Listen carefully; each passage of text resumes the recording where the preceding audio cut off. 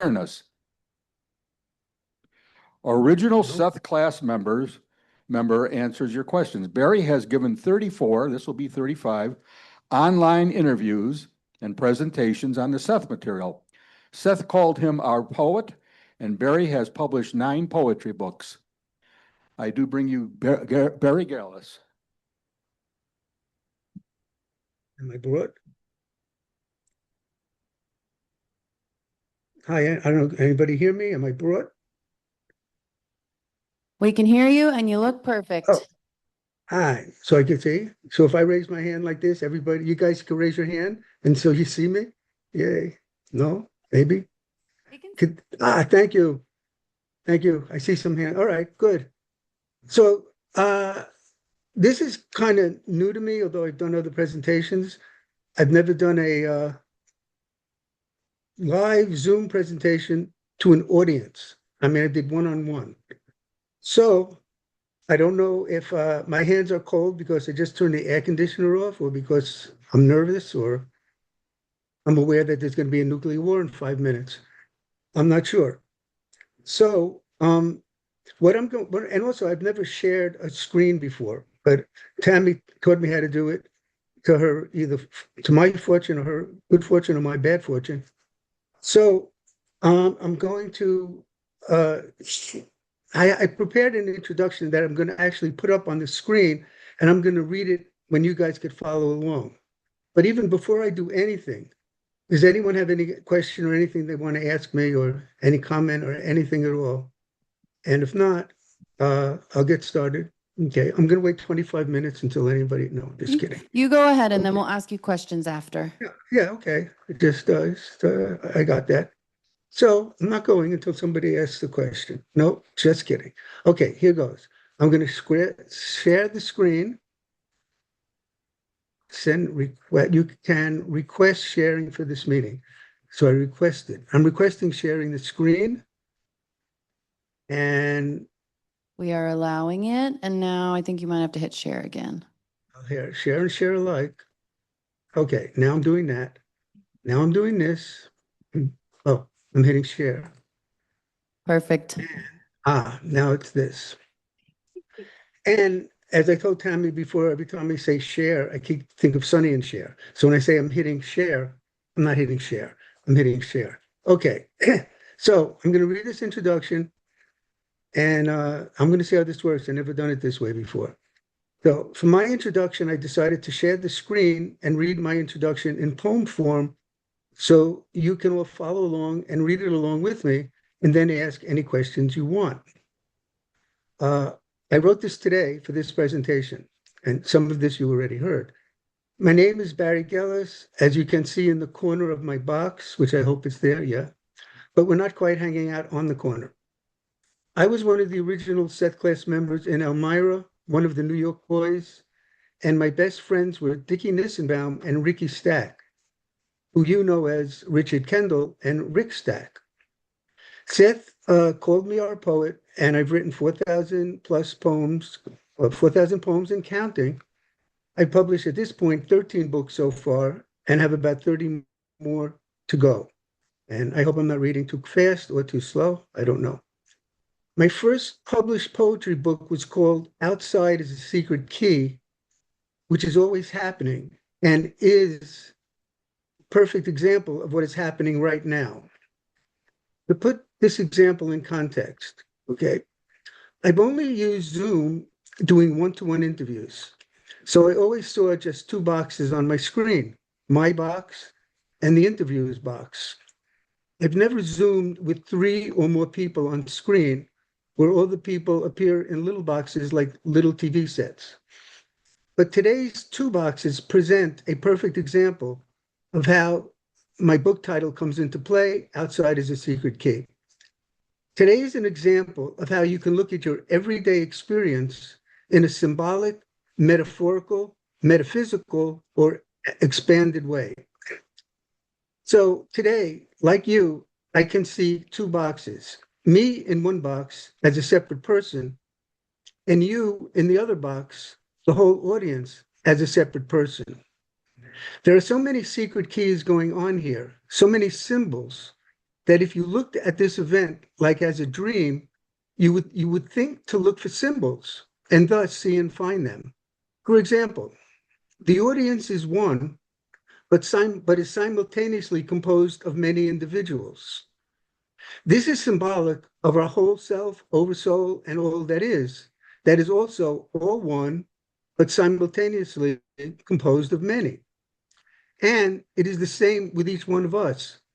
We are each our one individual self and personality, and we are also simultaneously composed of our many selves. These many selves are our simultaneous probable selves, dream selves, and reincarnational selves. And we can call each of these selves an audience for the others. So the audience is one whole self simultaneously composed of many individuals.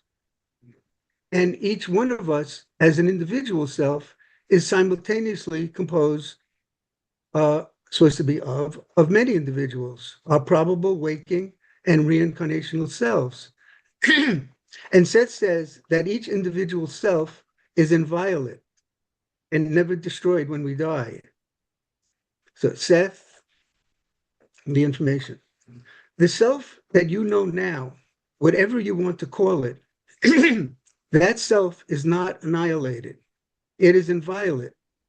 It is not swallowed by a super god or by a super ungod or in feelings of bliss in heaven or nirvana. It is not destroyed by a hell, even of your own making. I want you to realize that the selves that you know and call yourself intersecting with your creaturehood, that self is inviolate and, in your terms, immortal.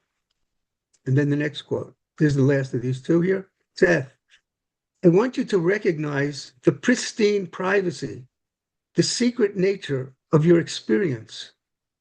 That private sequence of events that is your own, exists inviolate, indestructible. Whatever realities exist, your reality is inviolate.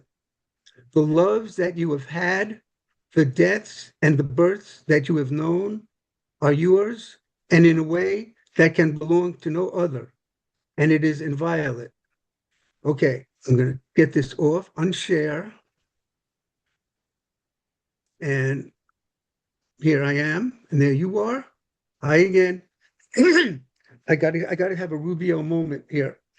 But while I was waiting to come on, and dumbly I did not take a drink. So smartly I'm taking one, I think. Okay, so does anyone at this point have any comments or questions about, and let me go, I have to go actually to a screen again. Don't scream, I'm going to a screen. I got to find share and Sunny. I found it. All right, I got to let me get the screen on first. Okay, I'm looking at my stuff here. And okay, this is where I want to look at now. And so let's go back to the Zoom. I'm back here. I'm sharing the screen thing. And is it coming up? Okay. And everybody, forgive me, because I really half don't know what I'm doing. And the other half knows. They're kind of friendly with each other, but they're both confused with each other. So I wondered, this is what I call the summary of today's agenda at this point. I'm doing a Q&A, which if anybody has any questions, and 10 concepts. Now, these 10 concepts, I didn't think of as 10 concepts because I wanted to do 10 concepts. I thought of what I wanted to say, and when I counted them up, they were 10 concepts, and that's a good number. It's as good as any other number, I guess. So this is called, my presentation is about the practical application of 10 Seth concepts. By that, I mean, it's not about the techniques, like how to do this or how to do that, but just what's the practical application of what you, me, and what all of us already believe we know concerning Seth's concepts. How does that apply to our lives? How does that affect our lives? What we could do with that. So this again, and everybody, please feel open to speak and speak up, interrupt me if you want. I don't care. But these are some examples. We could begin with questions on anything. Okay. For example, does anyone have any questions concerning anything you've heard at the conference so far? That, put this in your mind, just think. Or any questions you have had that have not been addressed, or any questions about Seth class at all, or anything about Seth. So, and remember, when I say anything about Seth, let me get this off. I'll go up there. When I say anything about Seth, it's most people don't think of this. I've discovered that the Seth material is about everything. It's not about you create your own reality or time is simultaneous or some, metaphysical or metaphorical concept, but it's about everyday life. If you look at the titles, just a few of them, your personal reality, mass events, and the nature of your psyche. That's everything. That's everything that happens on the planet. So everything that happens on the planet is part of the Seth material and involves the Seth material. And my experience has been most people don't realize that. I don't think. Anyway, so does anybody have those questions I put up? Anybody have any questions about anything at all? Or I will. We have a then couple. continue. We have a couple. Okay, great. Thank you, couple. I'm gonna show Not you only who's do- asking too. Hang on one sec. Okay, we have a couple who's not a couple, but they're a couple. Okay. Ready? Hi. Okay, Mike here. I've always been confused about this. Some people, even at other conferences, have told me that our personality, individual self that lived this one lifetime, individual personality, when it dies, it dissolves into the entity. And I don't believe that. And Seth says no. He says it's inviolate. The personality is inviolate. It never dissolves into some larger self, even though it's not. And my question is, if it's true that the individual personality is inviolate and never gets merged into some larger being, is it ever possible the same personality that I am now, can reincarnate as me? Or is it usually just somebody a little different? I don't know. I mean, I don't know. You've already been you. Yeah, So, I mean, maybe you I've read want. it. So one of the things that says that after you die, you can recreate this life, as it is, and you could re-experience it and make any choices you want and see what happens. Although the people in this is a recreation. They're not real. They're like hallucination in your after death state. And when you do die, according to Seth, you do review everything and you learn about your life and what you learned and and what you didn't learn and what you need to learn. So I don't know if there'd be a need to actually repeat the same life. It's like, graduating high school and then going back to the ninth grade or something. Once you die and you review everything and you've joined this afterlife where you're also in touch with all your other lives, reincarnation lives and everything, I think you pretty much got it as you in this time period. I meant being born into a different era, but as the same person in a different Okay, time. yeah. Well, I would imagine I don't see, well, as a different person is kind of confusing because you could definitely be born, in a different time period, in the past or the future. So, you could die today and be reborn in, 1974 or 2074. The idea of your personality, it seems improbable to me. I can't, I don't know. It doesn't seem like that you, with everything you've learned in this lifetime, will then just as a conscious thing go over to another lifetime. You would still hold all of this in the subconscious. Like right now, we're connected to things. So if you went back into to an earlier time period, you would be a past self of that person you'd have access to it. But I don't know really. I never thought of it. If you could be your personality that isn't violent, it doesn't go away, doesn't get swallowed up. if you could take that whole bundle package and just transport it to 1610, it doesn't seem likely. I mean, like usual, things are always possible. It just doesn't seem probable to me, or even maybe practical. But you could give it a try and then report to some psychic after you've passed on and say how it went, and we'll all learn something new. Self, that's up to me herself to try it, not me, I think. Okay. Well, anyway, Hi, Barry. This is Krista. And I know that Hi. you are a great champion of preserving the integrity of the Seth material. I have seen a lot of your dialogue with people. And there is something on YouTube now called Soul Alchemy.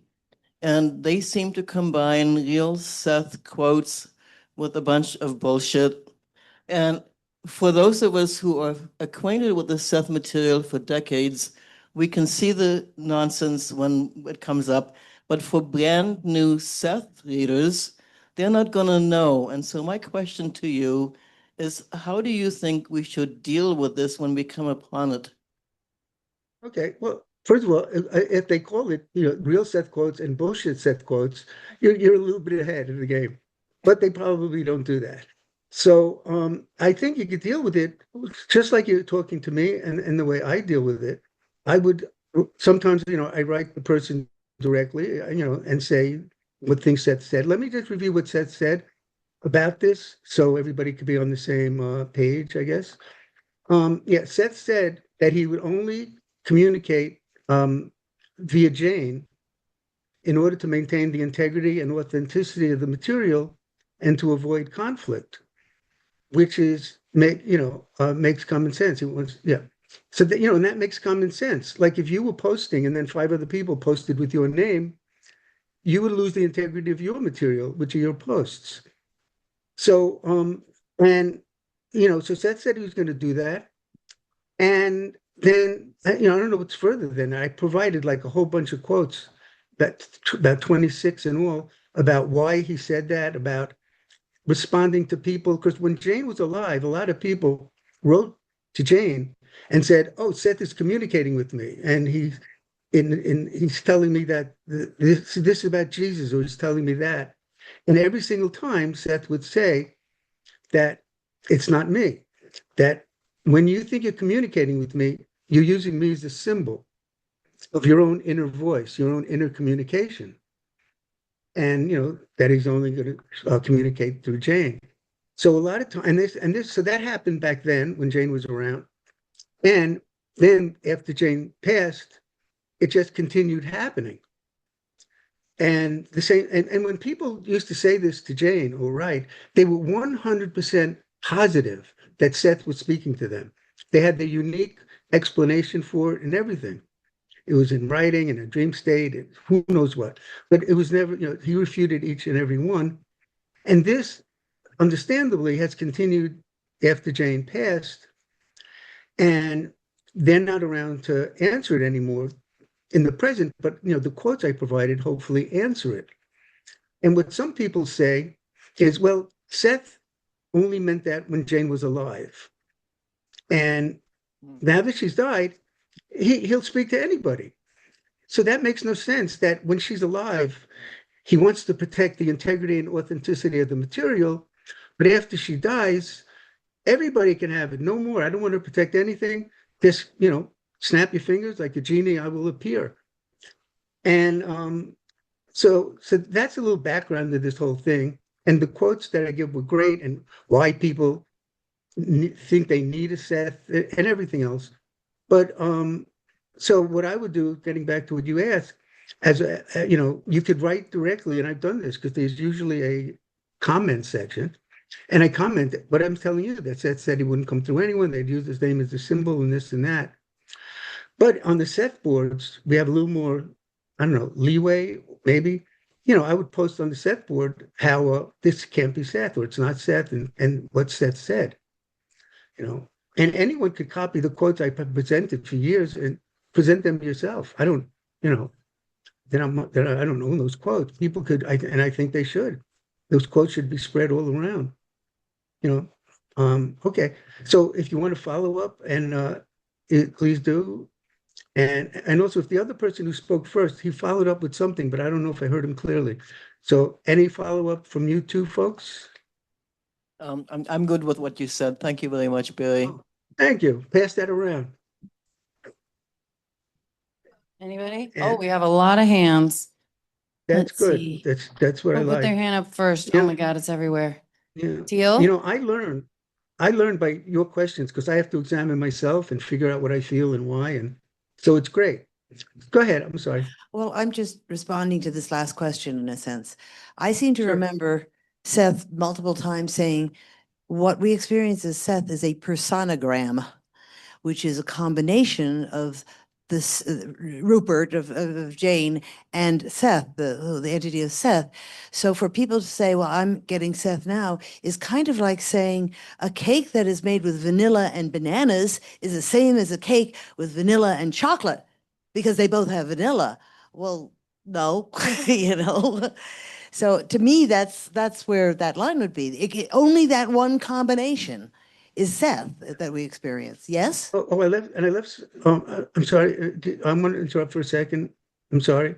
I left out also. Seth said he can only come through because of the combination of Jane and Rob. They had to be together because he knew them. They were connected in the past. They're entities. Right. So he couldn't. He said he couldn't even come through to anybody else. Right. And Let what alone we make a cake. and what we experience as Seth, and what we hear as Seth, is always the personogram, a combination of Jane and Seth, not just Seth being a microphone for Jane. I'm sorry, Jane being a microphone for Seth. Yeah, I just wouldn't Yeah. make that.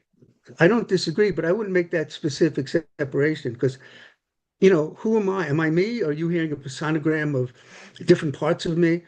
Basically the way I look at it, but find how you look at it that's comfortable for you.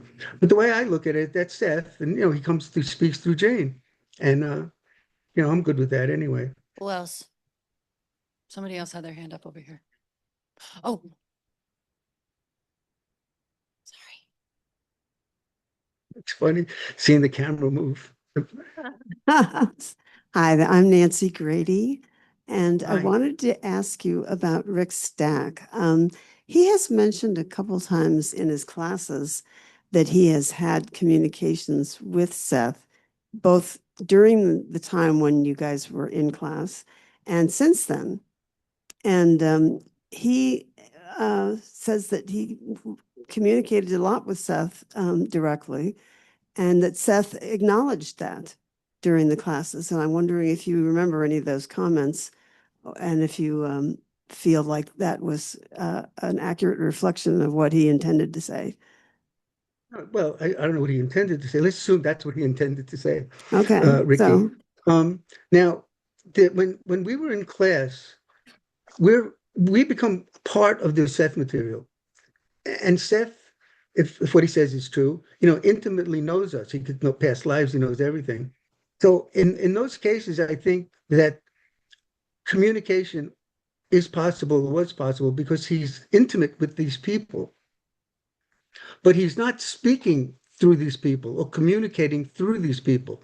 Like, I don't think Ricky said or would ever say, Seth said, and then gave like a quote or a paragraph that this, you know what I mean, as if it's the Seth material itself.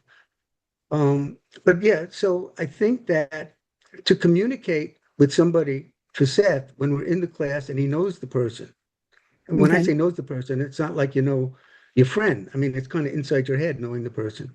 So I think that communication would be possible, but it's also open to distortion and for symbolic problems. There was somebody in class that said that he was in an out of body, and he spoke to Seth there, and Seth said to him, "No, that wasn't my voice. That wasn't me. That's how you imagine me to be. Or that's what you imagine I would sound like in an out of body." And that was a person in the class himself. So if there's any follow-up to that or new people, everybody's welcome. New people, hi. Do you have any experiences yourself of ever feeling like you got a message either from Seth or from Rick? Yeah, when you used to call me on the phone, I get messages from Rick. Okay. But the belief system and the attitude I have that when I have a dream or Seth is in it or Jane, I am not going to just assume it's them. I'm going Okay. to assume, I had some dreams that Seth was in, and that also some kind of location of a class of some sort where it's kind of stadium seating and Jane is at a table there. But I don't take it as every dream I have is like real. I dreamt it, therefore it is. But I did dream it. And so now with my son who passed, I had, which is a different situation completely, except it's involving people who are no longer physical, but who you know. Um, that I believe not only me, but I believe all of us have communication with those who've passed on, if we remember it or not, in the dream state, in the waking state, in a daydreaming, in a lot of ways. And the way I distinguish this is when the dream feels like really real, like it doesn't feel like a dream, like you could hit something, boom, boom, boom, and it's physical, and it feels physical in the dream. Those type of dreams, I give more credence to as something that's actually happening. Like, I once had a dream about being on another planet, and there were two suns, and people had a greenish tint, but and other things, and they never even heard of Earth because I was like waking up in the dream. I asked, where am I? What's going on? But I believe that to be a real experience because of how real it felt. Now that doesn't mean it is a real experience. Everybody has to remember, just because you are sure it's a real experience, I mean, it might be, but just, I would say, my suggestion is keep in mind that, no one's perfect. Maybe it's not, but you feel it is, and it doesn't really matter. So, yeah, and about, yeah, so I don't think I had with Ricky, I don't remember particular dream since he passed. I know, actually I did, but in the dream, he was around. Because sometimes you could have a dream and somebody died, but in the dream, there's not even an awareness that they died. That you're just now talking to them and going through something. But sometimes in dreams, they're dead, and then you could talk to them anyway. Okay. So Thank you. no, thanks for the question. Okay, got another one. Yay! Hi, Barry. Hi, I'm another one. Regine. I'm Regine, another one. I wanted to Hi. ask you about something that I read about in Seth, and I think it was in an ESP class, which was, I believe it was Okay. Richie that had asked Seth, had said, Seth, I don't want to go to some boring straight job. I don't want to feel, confined to a 9 to 5 life. I just want to play paddleball. And Seth said to him, play paddleball with the universe. And I just wanted to hear what that means to you. Well, first of all, if you don't mind, I'll call him Dickie or Richard, whatever you want, Richie. Actually, talking Okay. about Dickie, who I know is Dickie, so forgive me, confusion of name, not a confusion exactly. But when I'm relaxed and comfortable, I think of him as Dickie. But Richard, his whole life since I've known him, actually, we met at 13 in seventh grade. That's when we both ended up being in the same bar mitzvah class. We weren't bar mitzvah together, but we were in Hebrew school together. And so we met there, and he was invited to my bar mitzvah, and I behaved so well in Hebrew school that when I went into class, they just immediately put me in the principal's office. They didn't allow me to sit in class anymore. But for the training, I was allowed to go for that training. So I've known Dickie for a long time, and then we got really close more when we were like 16 and 17, and that's when people started drinking and smoking pot and hanging out in that way. But he's always complained about this. Not when we were 13, but let's say when I knew him I'm saying an adult, if there's such a thing as an adult teenager, we're still a teenager, but you're on the second half of a teenagerness.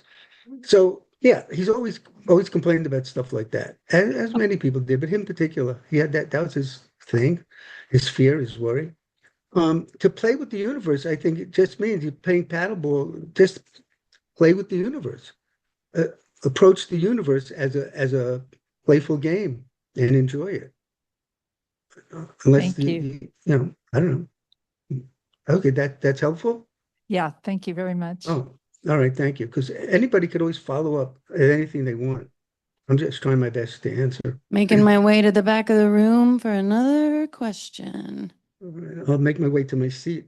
I'm here. You stay where you are. Okay.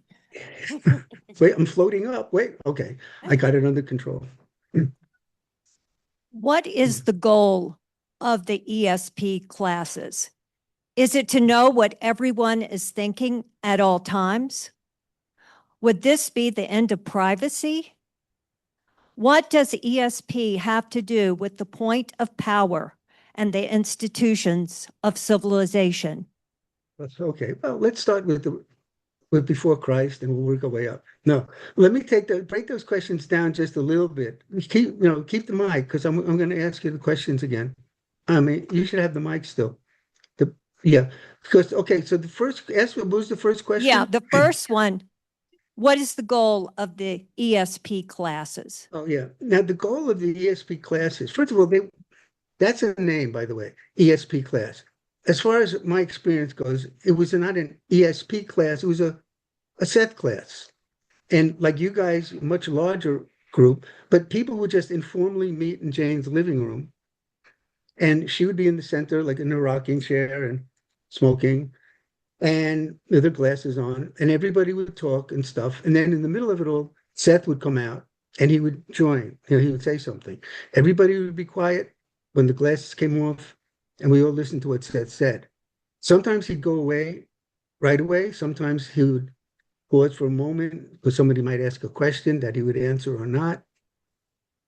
The most fun, I don't know if it's the most fun part to me, the most fascinating part to me was when Seth finished speaking, but he was still there. You can tell the glasses are off, but he just sat there like a member of the group. So Jane didn't come back, but he was just sitting there like a member of a group, and we were just all talking again, as if, he was just there, like he was just a member of the group. So the idea that like nobody, I don't think ESP, I mean, it must have come up, but I don't even remember the word coming up, like ESP or anything. You were supposed to, first of all, Seth would say, the idea of this class is to understand yourself, to trust yourself and listen to the messages you're giving yourself. That you don't need me, meaning Seth, and I'm here to help you communicate with yourself and to understand and to trust yourself. That was one of the purposes of class. Do you want to follow up on that particular question? Or you want to go Well, to the yeah, next because one? I'm new to Seth, and thank you for having me at this conference. So I'm just kind of taking it in, and I'm just wondering, okay, the ESP classes, if we had this ability collectively, it would be the end of privacy and the institutions of privacy part. Western civilization. All So right, it the would be privacy- oh, very sorry, go ahead. powerful. To me, that's the point of power.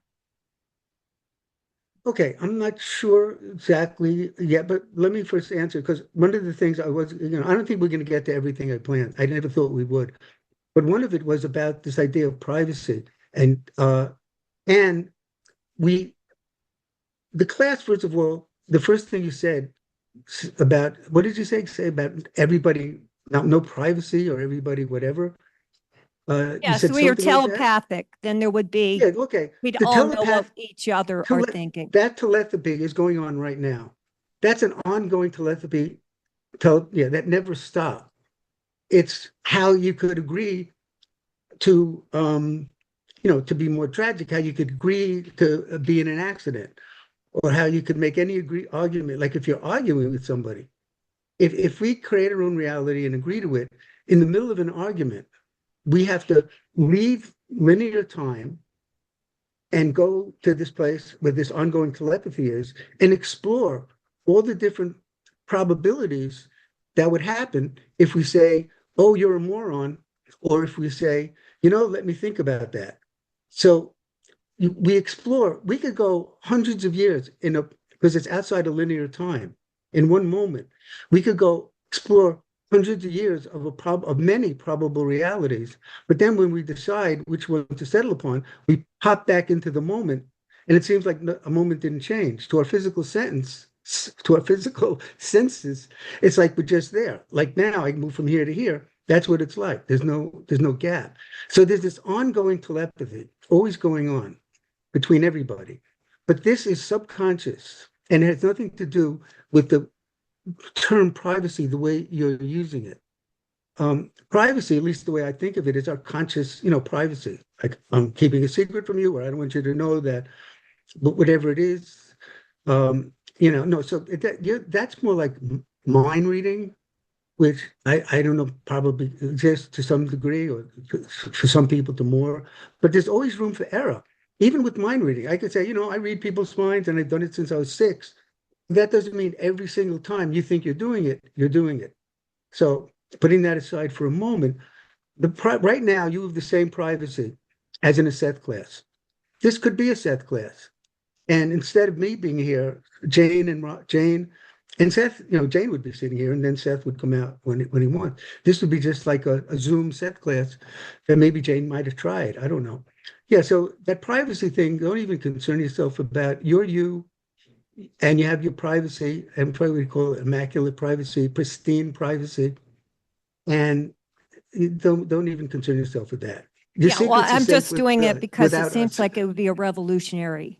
It would be revolutionary if this telepathic communication was ever able to manifest, even within Well, a small group, and we need some kind of, I call it love-evolution. So Definitely. I'm looking for But- that. Yeah, I don't know why I'm not sure about this telepathically. Like suddenly everybody would just know what everybody's thinking. Like in that movie, was that Mel Gibson? It was some movie where this guy was able to read the minds of the women, and they would slap him. He would speak, and he didn't know they couldn't hear. It doesn't matter. So I don't What quite women understand. want. Oh yeah, okay. That kind of sounds like what you're talking about, but worldwide or group wide or countrywide. We don't need that. The only thing the world needs is for people to act on their innate love, compassion, and goodness. That's what's needed. And to They're try to clapping. understand Everyone's themselves. clapping for that, Barry. Oh, yay. And to understand themselves when they don't, if they're not. And because most of the problems in the world come from people not understanding that, thinking that it's okay to harm others, and not realizing when you harm others, you harm yourself, you harm all that is. It's like, in this sense, we don't exist in a vacuum. We're all connected. So yeah, and Seth concepts. One of the things I was going to get to later on that I might not is how we're here to help others, and the world needs the help of everybody. And Seth says we're innately loving, compassionate, and good. That's our nature. That's human nature. So that doesn't mean we'll always act in harmony with that, but that's always in us. And if we realize that we are good and therefore others are good, it's going to put a whole different attitude towards harming somebody. You harm somebody when you think they're bad, when there's something wrong with them, and so it's okay for me to do it. But if you believe you're good and others are good, you wouldn't even choose to harm somebody. You'd figure out another way, another thing to do, another path. Barry, this is Tammy, Yes. the voice of God. Hi, I just God. I wanted to see if there was stuff you wanted to get to, because I think if we ask questions care. forever, we'll never eat dinner. That's fine. It's Need what to eat people dinner. want to ask questions. I won't get to what I had to get to. I got to it here and there already. Well, if So there's something to- you want to it- get to, I want you to get a chance to get to No, it. anything that I felt I wanted to get to more formally, I got to enough informally now that I would like to just continue with the questions. Okay. And if they run out, fine. But if they don't run out, let them come. Then we'll stay all night. That's good. We'll stay all night, which doesn't exist. But You'll that's just sit good. here with us while we eat then. Oh, that reminded me of something Ricky once said at the Seth conferences that I thought was funny, because he was just talking about there's no time, and time is simultaneous, and then and then he said, okay, we'll end at 1 and come back at 2, which just contradicted what he said. But we all do that. I mean, We don't all do that. But in any case, it just reminded me of that. Go ahead. Sorry. Hey there, Barry. Paul Helfrich here. Hi, Paul. Nice to meet you finally in physical reality. Sort of. Same thing. Same to you. First, I want to begin by thanking you for all the work you've done over the years carrying the torch of the Seth material. So thank you for that. You're welcome. I do it for all of us, but thank Big you. round of applause here for you. A question, one of the themes of the conference has been the idea of us elders passing the torch to the next generation. And I wonder if you could take a minute to share your own ideas, what you've thought about legacy-wise of everything you've done all these years and what you think to do about passing the torch to the next generation of the Seth material. You know, I think you're passing the torch, you do it at any age. You know, if you're 10 and you're into the Seth, or if you're 20, 30, 50, 60, 80, you know, whatever your age, that's what you do. I don't think you do anything different at 90, let's say, or 80 that you would do at 20 or 30 to pass the torch. I just believe, you know, to pass the torch, you have to just communicate openly and honestly, be willing to hear new input, you know, keep an open mind, you know, believe what you believe, but be willing to change if you hear something new. And just try to what I'm doing here now and what everybody does in their own lives in their own ways. You know, you communicate, you discuss things, and you answer questions. You know, I mean, one of the things in class to have at one point, and Seth had, or Jane had, or both of them had, class members answer letters to Jane. I guess she was getting them a lot. I wasn't in class then. It was after I left. But and he said how this communication is so important to you, the members who are answering the letters, because you're helping others and you're helping yourself. So, Right. So what I think I hear you saying is mentoring. What we can do is mentor in whatever way we feel capable of. Does that sound about what you're saying? yeah. Here? And I would add that mentoring is passing the torch. Or I don't know, what do Absolutely. you want to come up? Yeah, okay, then then we agree on that. That's what I would do at any age. And I have done. Last question for you. Are you rooting for the Knicks tonight? I am rooting for the Knicks because I'm from New York. I'm not a big basketball fan because the game is so back and forth, up and down. It would be nerve-wracking, and it'll just get decided in the last minute or two anyway. Yeah. And I wasn't great in basketball. I was a pretty good athlete, but I was good in football and then softball. You know, I was good in softball. So I was never a big basketball fan, but I was back in you know, when it was the Knicks had their first run of you know, I forget now who was on the team, but Bill Bradley and all those other people that were there. So yeah. So yes, I want the Knicks to win no matter what. Not no matter what. I don't want them to kill each other, you know, in the locker room. But practically speaking, you know, yes, I would love for the Knicks to win. Great. Thank you so much, Barry. Good health and best wishes to you and your family. Thank you. To you too, and to everybody there too. Anybody? One more. Yeah. Oh, I got one. I feel like you're fishing. This is Janine. Come on, Hello. let me reel her in.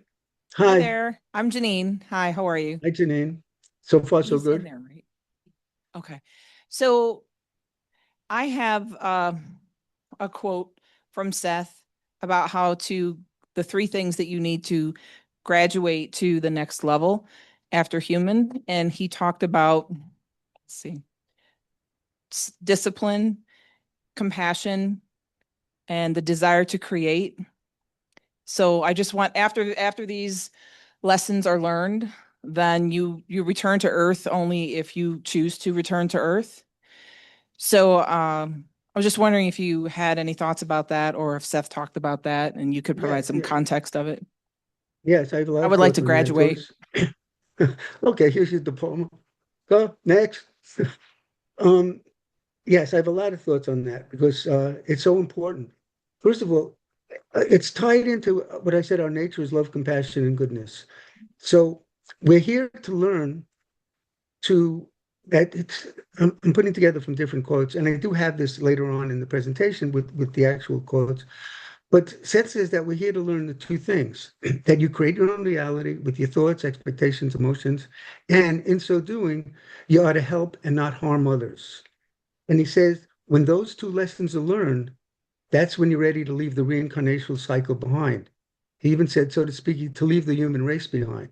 And then you move on to other dimensions in which reality creation is instant and more intense. And right now, and this is the importance of linear time, where everybody goes, oh, linear time's an illusion and time doesn't exist. Linear time is so necessary, and that's why we created physical reality in the first place, to have linear time, because we already had the dream state, F2, the non-physical state. We need linear time in order to change our mind, in order to learn and grow. So if I want to punch somebody in the nose, I have time to say, wait a minute, maybe I shouldn't do that. Where in this other expansive zone, the thought becomes the action. I don't have to think I'm going to punch somebody in the nose. I just punch somebody in the nose. It just, there's no gap. It just happens. So we need linear time in order to ever grow, like in a spiritual way, whatever you want to call it. And in order, and it's not just that. There's another set concept that most people I've found don't really know about or think about, is what he calls violations and natural guilt. Because they hear the word guilt and you're not supposed to feel guilty, and he doesn't mean that at all. And violations, how can you violate somebody if you create your own reality?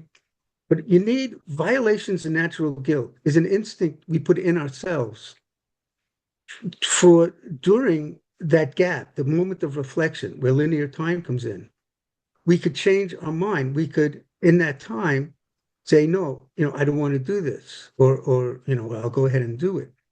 And we need that linear time gap in order to reflect on what we want to do. And that's why things just don't happen instantly.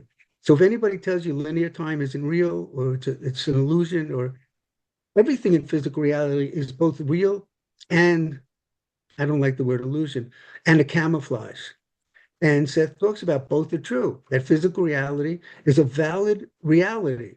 That's just part of the expansive reality, but it's real. And linear time is real. And so I don't know if I answered fully what that is, but I've had it a lot in that book he mentioned. I don't even remember the name of it, but I go into all these things in the book, about the Q&A book. But I've thought about it a great deal because it's so tied in to helping others. And a lot of Seth people, I don't know if they say it less, but the theories I would never think of, like, well, you can't help somebody else because if you try to help them, you're creating their problem. Or you can't help somebody else. You should just take care of yourself, and that'll help other people just by taking care of yourself. Well, Seth comes out and says, you got to go out, you got to help every living creature that's possible. He contradicts that completely. And the question you asked about, leaving the human race behind is tied in exactly to helping and not harming others. So it's such an important question and concept. And it's always on my mind, not always on my mind, from eating a sandwich, just between bites, it's on my mind. No. So, okay. So I might have answered, and if I didn't, I'd gladly say more, and I'd gladly entertain any new questions that anybody has as well.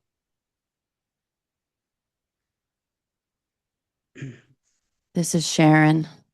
She's not ready with her question yet. I'm walking around. Everybody's. Well, let me pick it up. Wait, let me use telepathy so we have no privacy. Okay. Okay, I hear your question. Your answer is yes, most of the time. All right. It is decidedly so. Yeah. And what's the relationship between Seth and Santa Claus? they're one and the same.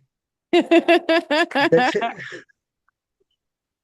it. She just doesn't shave for the winter. That's what he looks like. Anybody? You do know, do you ever read that letter Seth wrote about Christmas? He does talk about Santa Claus. Actually, in 2 different places, he talks about Santa Claus.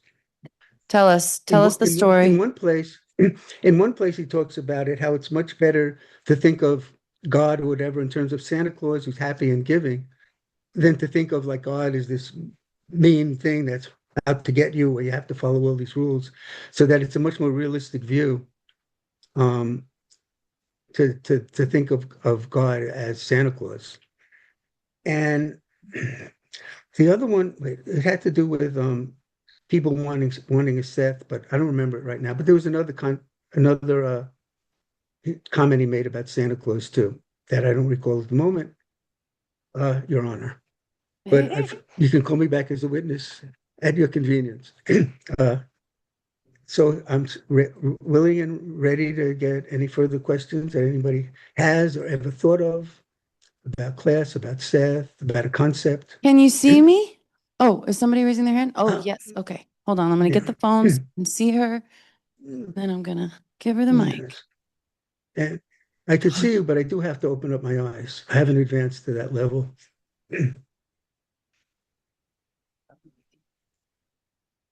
Thank you so much for being here through the airwaves. My question, I'm going to probably botch a Seth quote here, and it might be from two different sources. But one of my favorites is, you get what you concentrate on. There is no other main rule, not even one. And then it goes into a nation that hates war will have war, and a nation that loves peace will have peace. And so in regards to what's happening in our country with activism in the political arenas, what do you see? How would you direct it? And what would you do to make this all better? You're addressing President Barrie now. No. So first, let me. What did you say? I said you're addressing President Barrie, so I will then respond. But first, and you didn't botch up anything, by the way. The first thing, though, which is important, Seth said you get what you concentrate on. So when I've had discussions with people about helping others, they would say, well, you get what you concentrate on, you're creating their problem. It's different to focus on something, to understand the situation so you could do something on it, than obsessing on something. And when Seth says concentrate on, I think in the context of it, he's talking about, obsessively thinking about it. Because you can't solve, like he said in some quote, you got to solve the world's problems. How would you do that if you don't focus or concentrate, if you want to use that word, on what those problems are, and then what are some solutions? So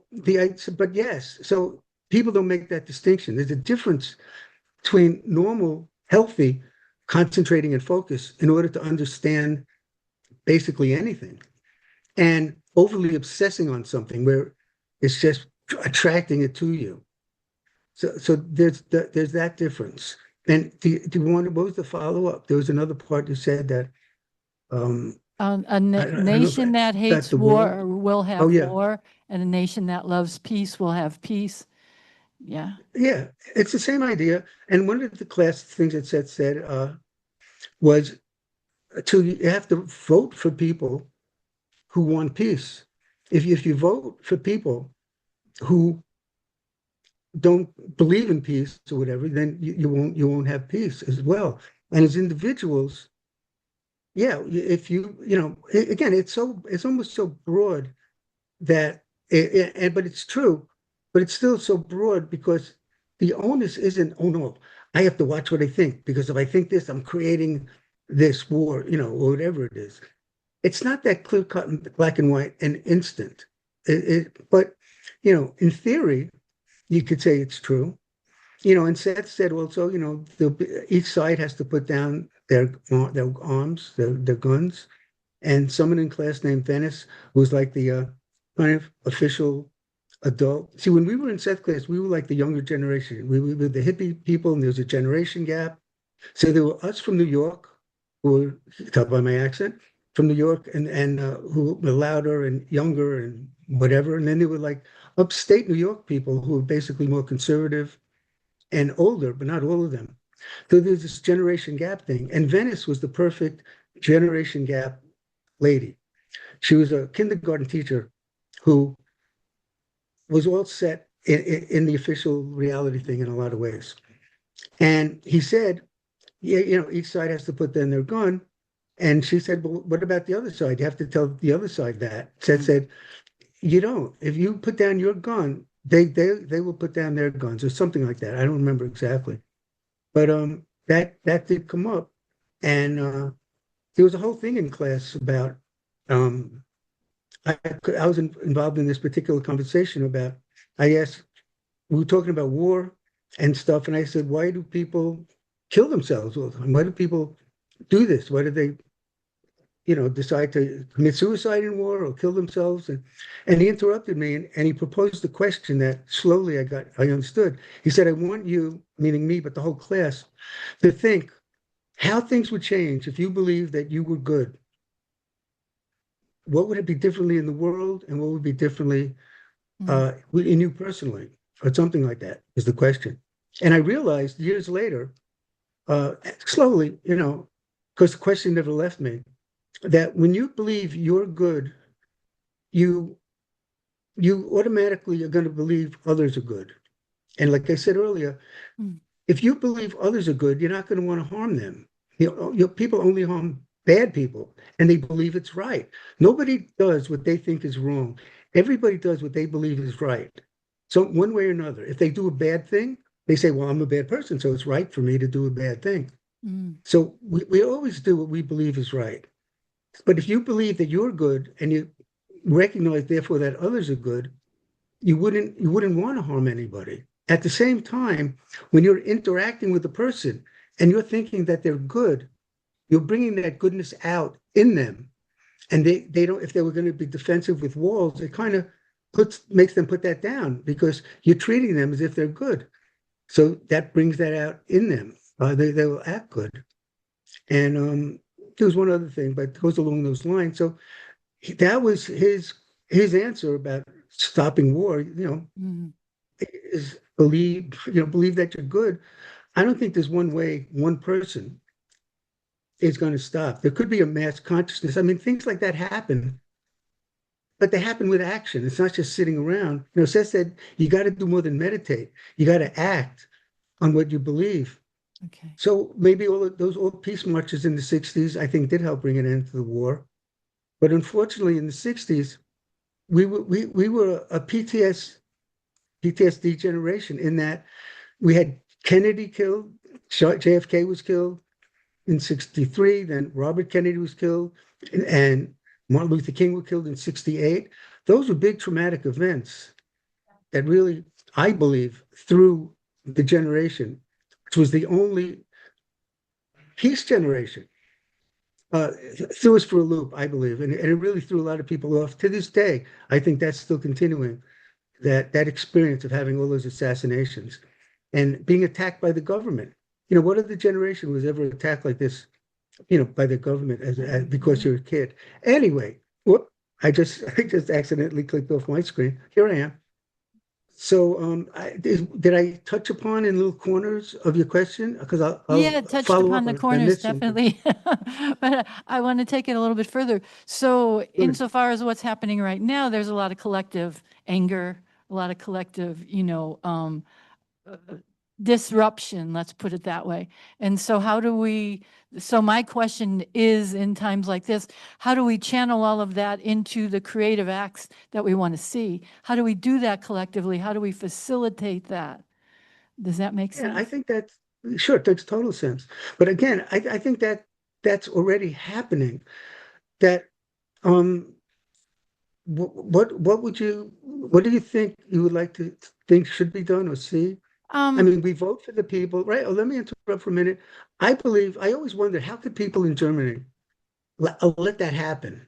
Right. And I we're mean, watching it it happen was now. an active question I had because I read that they were one of the best, smartest, whatever, intelligent, I don't know what the word is, people, Western country, and yet look what happened to them. And I always wondered, how could that happen? So part of why this is happening, at least from my point of view, and maybe to others, is to experience that and to understand how that could happen to I don't know what the word to use, modern, healthy democracy, or, that people could do that.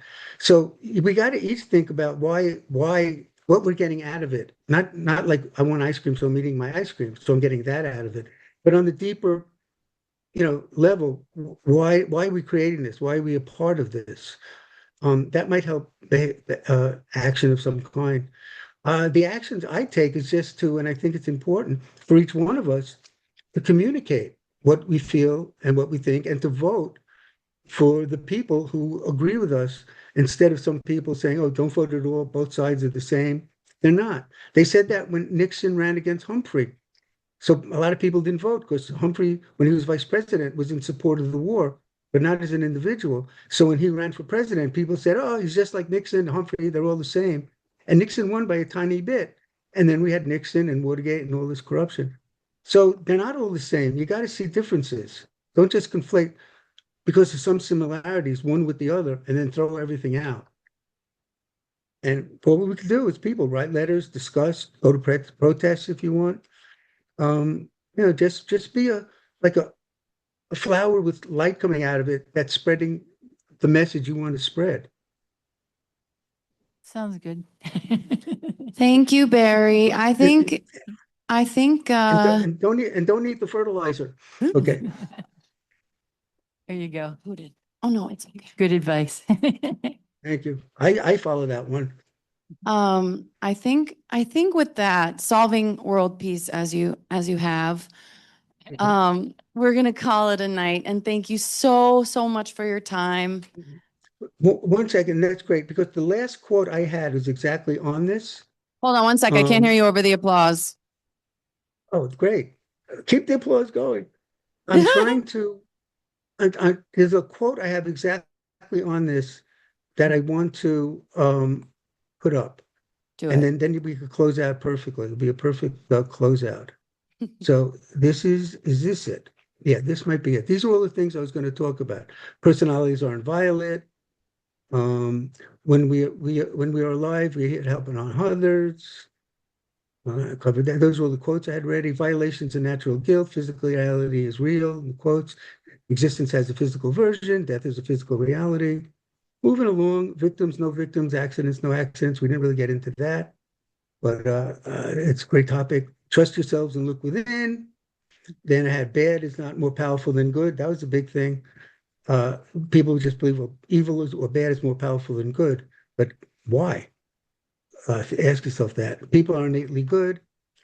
Moving right along, common sense. This is it. So people don't talk about common. They say intuition is what's important. Don't common sense, intellect, they're minor, ignore them. And Seth says you need both. Common sense is esoteric. They are one. The intellect, intuition are wedded. Okay, this is the quote I wanted to read. So everybody, I assume, is still there. I'm looking at the page here. So this was Seth in Way Towards Health. Says, the point is that all of the world's problems also represent great challenges. Young people in particular are needed to take up the tasks of deregulating and redistributing food sources and of encouraging nations to join in such a creative venture. Those are worthy and stirring causes, as noble as any that graced any generation in the past. The world needs every hand and eye and cries out for expression of love and caring. Okay, I hope I didn't read that too quick, but that is the greatest quote. That was perfect. And that is the greatest quote. And how do I get, I'm trying to get the share. I'm trying to put me back here again. Okay. I can see you. Here. Am I big with you guys? Because I'm in my little corner. I can see you're big on our screen. See. Oh, okay. Thank you. Maybe I get this, or I put this down, it'll go away. No.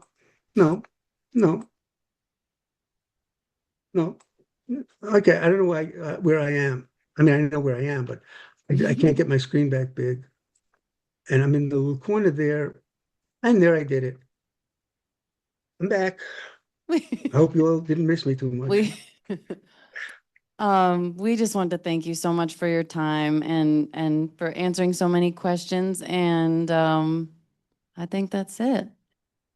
Okay, well, I appreciate it. Next time you got to fly out. We're talking about the government and stuff. I don't really trust flying too much. I don't want to. All right, I'll come pick you up. I'll come pick you up then. Get pulled away by some ICE agents at the airport. I'll pick you up in my car. How's that? Thank you. That's Perfect. good. Then we can go out to a bar or something. Okay.